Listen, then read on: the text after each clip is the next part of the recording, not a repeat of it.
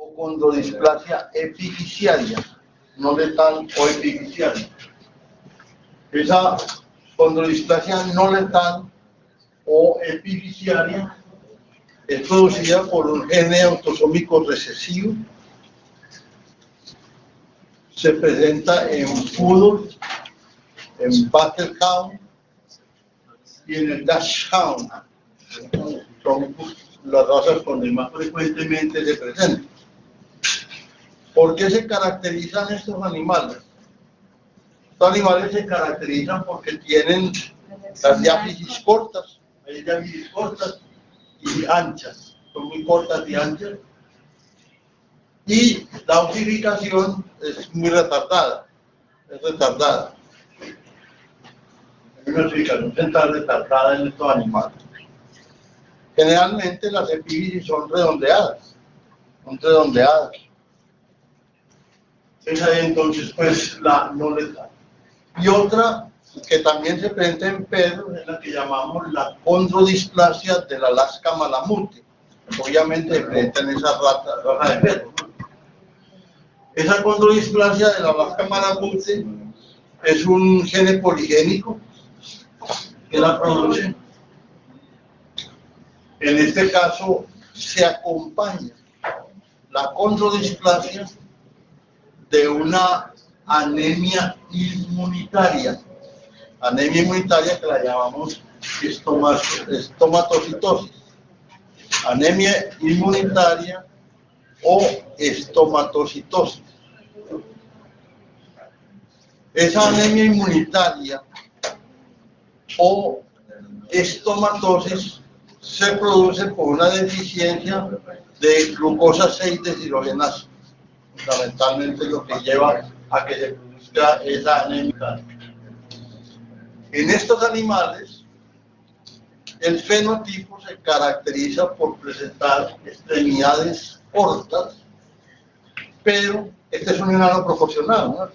Extremidades cortas, pero cabeza y cuerpo son normales, no como la condrodisplasia de que hablábamos del Telemark y el Dexter, ¿no? Donde es completamente desproporcionada, y es proporcional. Es entonces pues, la condrodisplasia del Alaska malamute.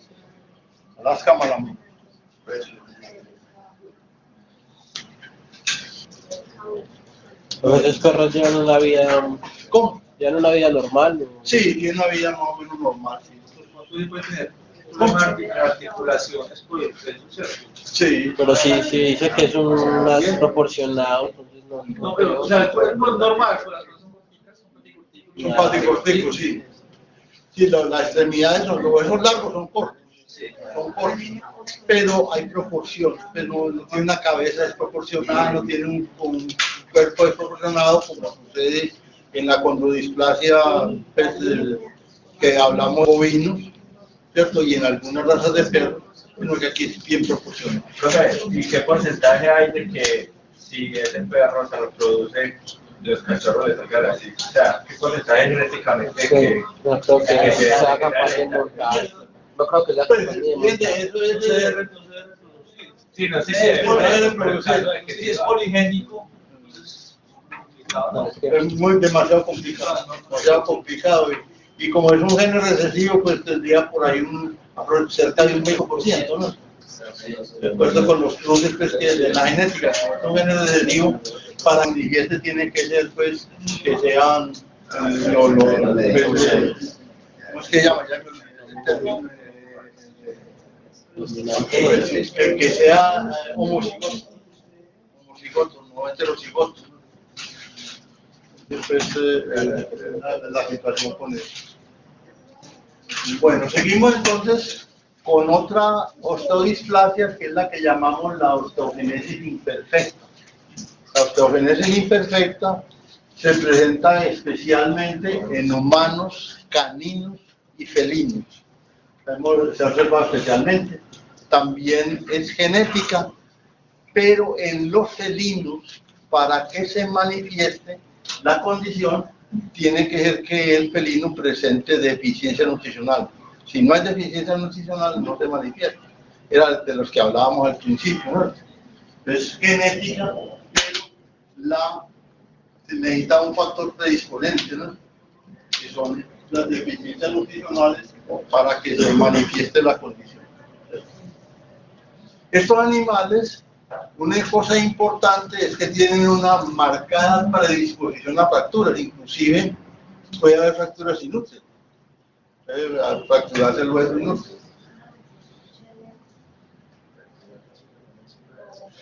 Humanos, caninos, felinos, repito, es genética. En los felinos, en el humano y en el canino se manifiesta de por sí, haya o no haya desnutrición. Pero en el felino, para manifestarse, requiere que haya un factor predisponente que es la deficiencia nutricional. Entonces, o sea que entonces está asociada con una osteodistrofia, ¿no? Los animales presentan mucha predisposición a fractura y aquí la característica fundamental es que en los animales el hueso de estos animales tiene una alta cantidad de células y baja cantidad de matriz ósea, ¿cierto? Hay una desproporción entre las células y la matriz ósea, habiendo pues una muy mayor cantidad de células. Estos animales presentan una corteza que no tiene límites definidos. La corteza es el límite definido. Y acá, pues, esa característica de que tiene alta cantidad de células y baja cantidad de matriz ósea indica que hay entonces una alteración en el entrecruzamiento de la matriz ósea. Y eso se da fundamentalmente porque hay una falla en la sulfatación de los glucosaminoglucanos. No hay una buena sulfatación de los glucosaminoglucanos de la matriz ósea y hay una deficiencia de síntesis de proteoglucanos. Entonces, por eso no hay una formación adecuada de las fibras colágenas de la matriz ósea. Entonces, la falla fundamental es una falla bioquímica, ¿no? Falla bioquímica donde no hay entonces una buena colagenización de la matriz, y la falla en la colagenización de la matriz se presenta como consecuencia de que no hay una sulfatación adecuada de los glucosaminoglucanos y no hay una buena síntesis de proteoglucanos. Entonces, eso hace que no haya buena formación de colágeno, entonces la matriz está reducida, y al reducir la matriz, entonces, hay una mayor cantidad de células, se ve mayor proporción de células que de matriz, ¿no? Pero si es poco, se puede corregir, sí, claro. Bueno, la bioquímica, sin embargo, pues, no es fácil. No es fácil, y además, pues, generalmente hay una cosa en veterinaria que, pues, que nosotros siempre tenemos que tener costo-beneficio muy presente, ¿no? Entonces, la relación costo-beneficio aquí es desfavorable.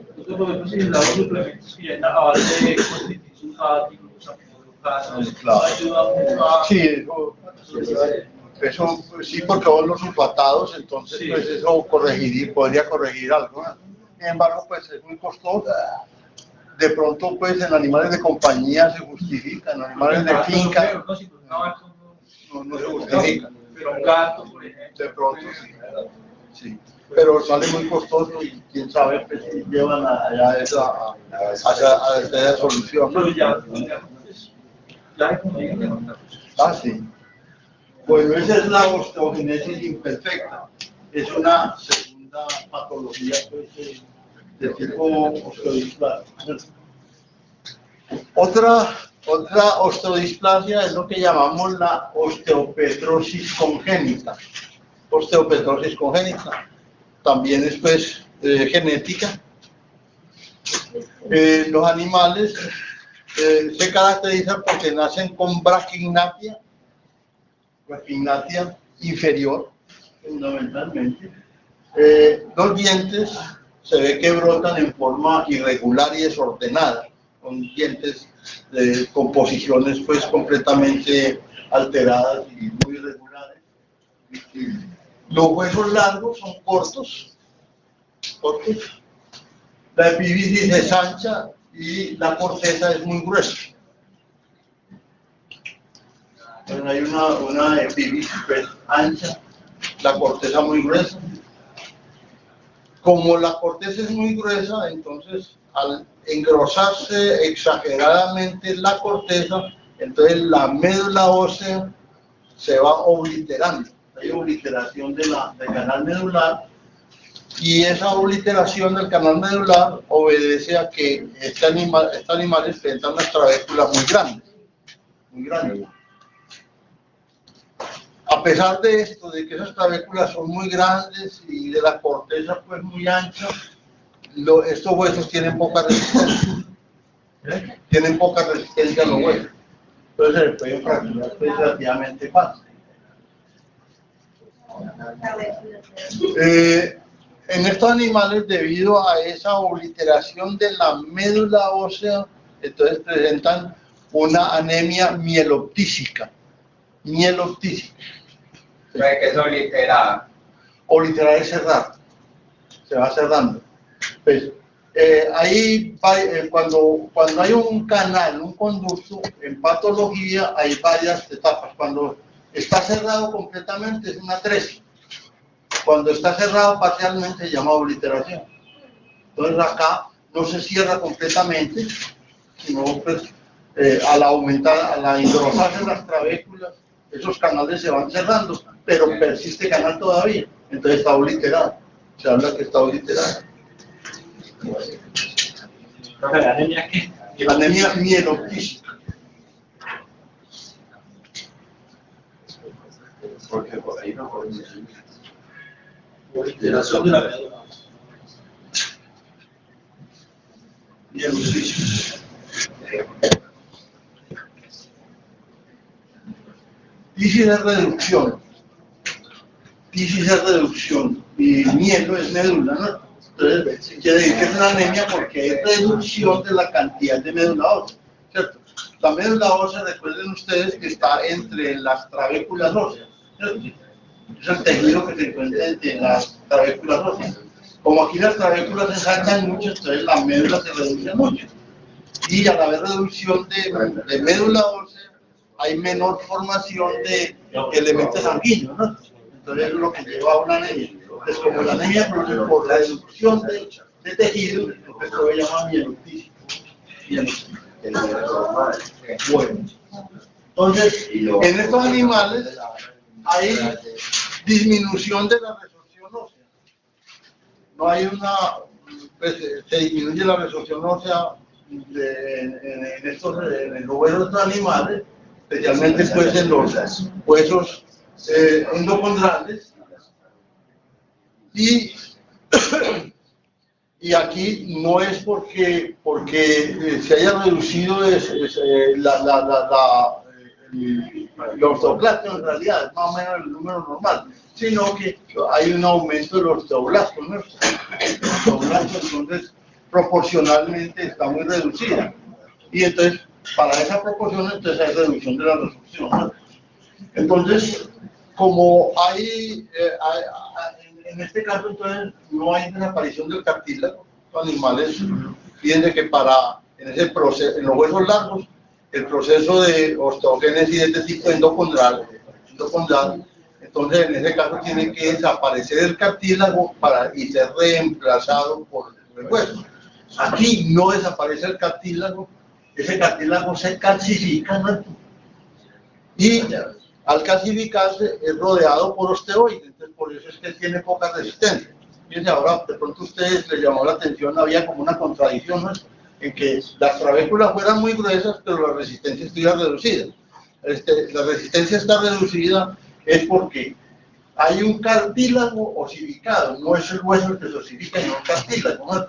Y ese cartílago está rodeado por osteoides. El osteoide no está calcificado. Entonces el osteoide no tiene resistencia. Sí, es como un falso hueso. Entonces se ve una trabécula muy gruesa, pero ¿qué? tiene cartílago calcificado y tiene osteoides, pero no hay una mineralización adecuada. Hay cartílago calcificado.